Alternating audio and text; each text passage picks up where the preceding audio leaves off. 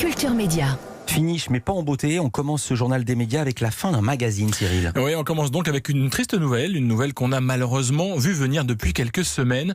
Le magazine Grazia ne paraîtra plus dans les kiosques. C'est une information de nos confrères de Stratégie.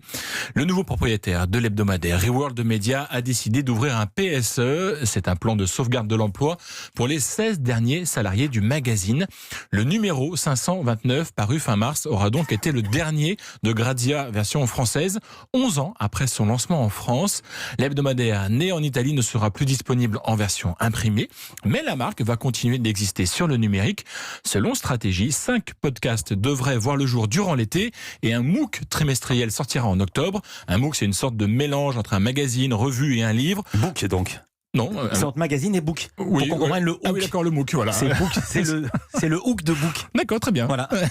Ce MOOC, Grazia, donc, sera produit en externe et donc plus par une rédaction dédiée. Cyril, on a plus d'informations concernant le plan de restructuration d'Altis. L'intersyndicale de Next Radio TV a dévoilé les contours du fameux plan de reconquête du groupe Altis. Plan de reconquête, c'est le terme qu'avait utilisé Alain Veil, le patron du groupe, pour annoncer cette vague de départ. Et cette reconquête va coûter très cher sur le volet social. Selon l'intersyndicale, le plan de départ volontaire va concerner entre 330 et 380 CDI sur les 1600 salariés que compte le groupe. 200 pigistes et intermittents devraient également faire les frais de cette restructuration. Au total, ça représente pas loin d'un salarié sur 3 menacés par ce plan. Les représentants des salariés appellent maintenant à une assemblée générale le 23 juin pour décider des actions à mener pour protester contre les décisions de la direction d'Altis. Et Altis, c'est notamment BFM et RMC. Hier, à ce micro, Stéphane Albouy, le directeur des rédactions du Parisien, était venu présenter le nouveau projet éditorial du quotidien. Un nouveau projet qui est loin de faire l'unanimité parmi ses salariés. Et oui, on peut même carrément parler de rejet. Hier, les salariés rassemblés en assemblée générale se sont prononcés sur les projets de leur direction. 255 ont voté contre, 79 ont voté pour et 35 se sont abstenus. Ce que les salariés reprochent, c'est la transformation des pages régionales. Terminer les éditions dédiées à chaque département, place à un cahier unique de 12 pages où seront regroupés tous les reportages des équipes locales et qui sera le même que vous habitiez à Paris, en Seine-et-Marne ou dans l'Oise. Nous avons joint hier, après l'AG, Olivier Corsan, élu SNJ au sein du comité social et économique du Parisien, où il est reporter photographe depuis 23 ans. Il nous explique pourquoi les salariés rejettent ce projet éditorial. Ça touche à l'identité, à l'ADN même du Parisien. La rédaction et au-delà de ça, les salariés du Parisien sont très attachés à cela parce que cette information locale et départementale, c'est notre force et notre richesse. Les politiques et les médias sont aujourd'hui considérés souvent très loin, entre guillemets, de la population. Eh bien, nous, il faut savoir qu'au Parisien, il y a à peu près 130 journalistes qui, tous les jours, travaillent exclusivement sur l'information de l'Île-de-France, à peu près une dizaine dans chaque département. Et tous les jours, il y a des pages là-dessus, sur l'actualité département. On ne va pas en banlieue uniquement quand ça brûle. On y va tous les jours de l'année. Alors, bien entendu, le choix de la direction n'est pas de supprimer totalement la présence des journalistes dans les départements, mais c'est de la réduire considérablement. Et surtout, ce qui nous inquiète, c'est que demain, on se dit quel va être l'espace éditorial dédié à cette information. Et là-dessus, on n'a pas de réponse satisfaisante de la part de la direction. Les équipes du Parisien demandent donc qu'il n'y ait pas de suppression de postes et d'emplois. Une trentaine sont prévues et ils demandent le rétablissement d'un espace dédié à chaque département sur les éditions print et le site du Parisien. Dans ce contexte de tension et d'affrontement, est-ce qu'il faut craindre une grève des salariés? La réponse du délégué SNJ.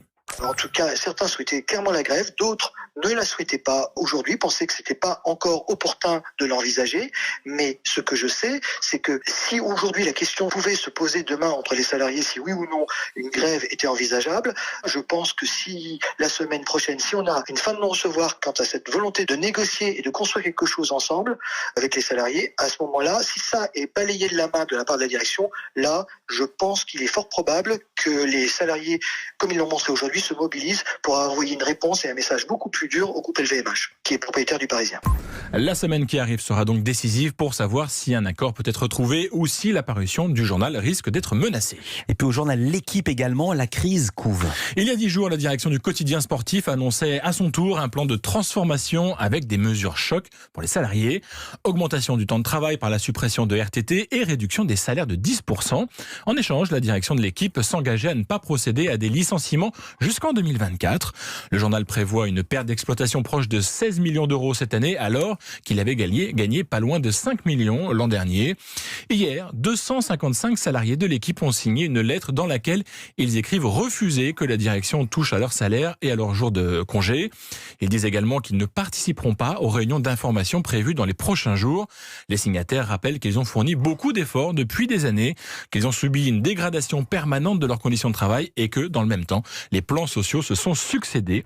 Ces 255 salariés disent faire confiance à leurs élus pour les représenter lors des futures négociations. Et puis sans transition, comme disait PPD dans les Guignols, un petit nouveau du côté de C'est dans l'air. Les vacances approchent pour tout le monde, mais toutes les émissions ne s'arrêtent pas. C'est le cas de C'est dans l'air sur France 5. Le programme de fin d'après-midi s'est donc trouvé un nouveau joker. Il s'agit de Bruno Duvic, le journaliste qui présente la tranche d'information de la mi-journée de France Inter. Bruno Duvic va donc remplacer d'abord Axel de Tarlé le vendredi 3 et samedi 4 juillet.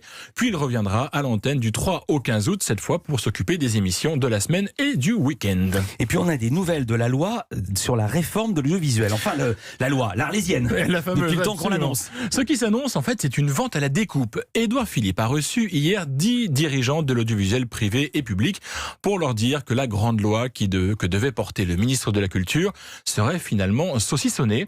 Concrètement, le Premier ministre a annoncé la création d'un crédit d'impôt sur les investissements dans les programmes et la création. En juillet, le gouvernement publiera également un décret pour assouplir les règles sur la publicité à la télévision et supprimer les fameux jours interdits. Vous savez, ce sont ces jours comme le mercredi ou le samedi soir où les chaînes de télé n'ont pas le droit de diffuser des films de cinéma.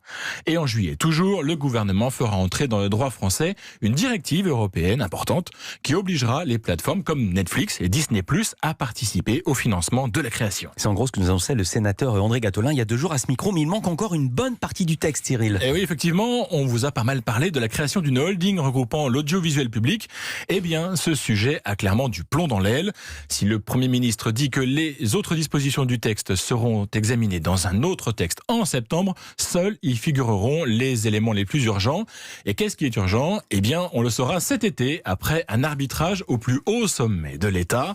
Et tiens, puisqu'on parle de l'audiovisuel public, on ne sait toujours pas ce qu'il en sera de France 4 et de France O. Les 2 chaînes doivent fermer le 9 août, mais cette fermeture est suspendue à un arbitrage. Devinez de qui ? Eh bien, du plus haut sommet de l'État. Et bien justement, on reste au sommet pour finir. Vous vouliez terminer par le nouveau chouchou des Français. Eh oui, le nouveau chouchou des Français, selon un sondage TV Mag Opinionway, eh bien, c'est Jean-Pierre Pernaut. Jean-Pierre Pernaut, le présentateur du 13h de TF1, est le numéro 1, la personnalité préférée de la télé pour les Français. C'est la première fois qu'il accède à ce sommet du classement. Il a gagné 6 places par rapport à l'année dernière. En 2e position, c'est Stéphane Bern qui gagne lui 4 places. Et 3e position pour Nagui qui occupait la première place l'an dernier. Bravo Jean-Pierre. Et Michel Simès ? Michel Simès, il est 5e. Merci, le Cam, il est dans le quintet. Merci beaucoup Cyril Lacarrière. On vous retrouve demain pour un nouveau journal des médias.